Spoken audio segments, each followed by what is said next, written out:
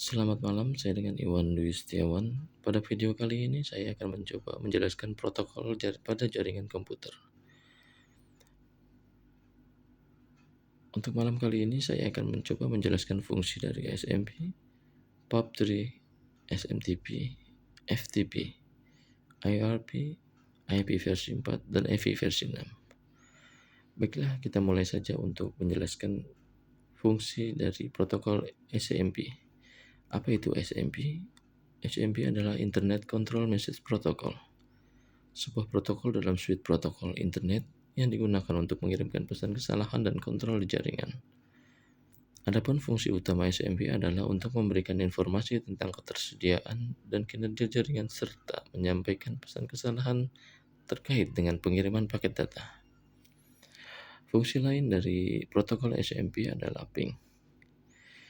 SMP sering digunakan untuk melakukan tes konektivitas dan mengukur waktu respon antara dua perangkat. Perintah ping menggunakan pesan SMP echo request yang dikirim ke perangkat target, dan perangkat target akan merespon dengan pesan echo reply. Ini membantu dalam menilai ketersediaan dan lisensi jaringan. Lalu fungsi yang ketiga adalah path MTU discovery. Lalu yang keempat adalah redirect message, dan yang kelima adalah timestamp and address, merge request and release. Untuk fungsi kali ini adalah mendukung pesan yang memungkinkan perangkat untuk meminta timeline atau informasi alamat jaringan dan perangkat lain di jaringan. Untuk protokol yang kedua adalah POP3, Post Office Protocol versi 3. Adalah sebuah protokol yang digunakan untuk mengambil dan mendownload email dari server email ke perangkat klien, seperti komputer pribadi atau ponsel. Ada beberapa fungsi utama dari protokol POP3. Yang pertama, mengambil email dari server, di mana POP3 mengizinkan pengguna untuk mengambil atau mengunduh email dari server email ke perangkat lokal mereka. Ketika pengguna menggunakan aplikasi email, misalkan Outlook, Thunderbird, dan mengkonfirmasi klien email dengan protokol POP3, mereka dapat mengunduh email dari server ke perangkat mereka.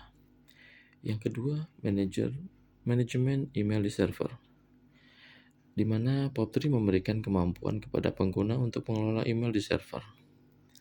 Lalu yang ketiga, penghapusan email di server. Jika dikonfigurasi untuk melakukan ini, POP3 akan menghapus email dari server setelah pengguna mengunduhnya. Ini membantu mengelola penyimpanan di server email, terutama jika pengguna memilih untuk menyimpan salinan email lokalnya.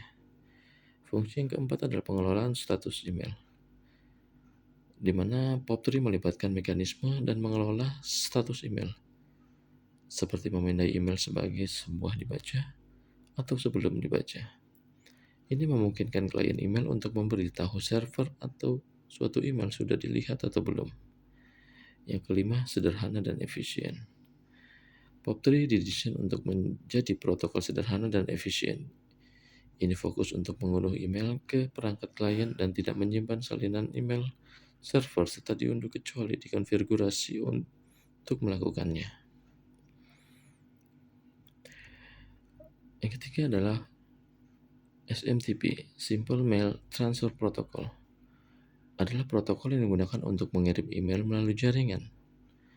Adapun fungsi utama dari protokol MCTV adalah pengiriman email, pengiriman dan penerimaan, lalu protokol pengiriman terkait TCP dan IP, verifikasi pengirim, dan otorisasi antarmuka dengan protokol lain, relay email, pemberitahuan kesalahan atau error notification.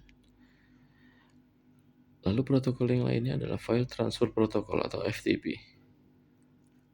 Adalah sebuah protokol komunikasi yang digunakan untuk mentransfer file antara perangkat dalam jaringan komputer, seperti antara komputer pengguna dan server, atau antara dua server.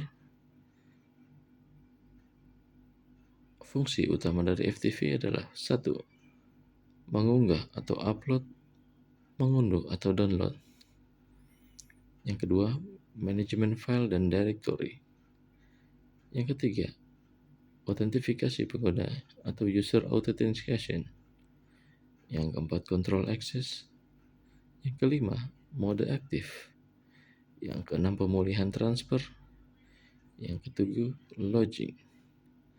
Yang kedelapan, anonymous FTP.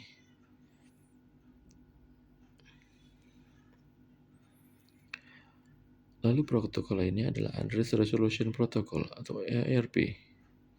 Adalah protokol yang berfungsi untuk mengkaitkan alamat IP dengan alamat MAC, Media Access Control, di dalam sebuah jaringan lokal. Adapun fungsi utama dari protokol ARP adalah pemulihan alamat IP ke alamat MAC, resolusi alamat, ARP request, ARP replay, ARP change, dan penanganan perubahan alamat.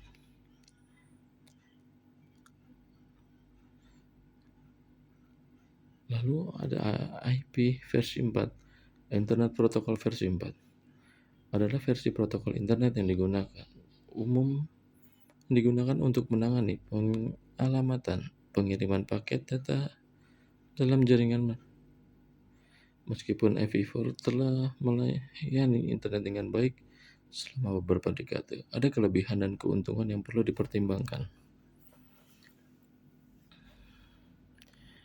Yang pertama, kelebihan IP versi 4. Kompatibilitasnya luas, sederhana dan mudah dipahami, lalu pengalamannya lama, serta dukungan untuk NAT, Network Address Transmission.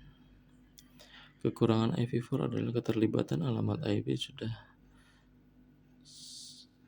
salah satu alasan masalah utama IP4 adalah keterbatasan jumlah alamat IP yang unik.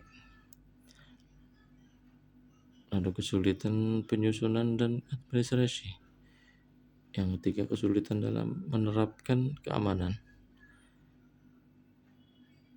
Yang keempat, ketergantungan pada NAT.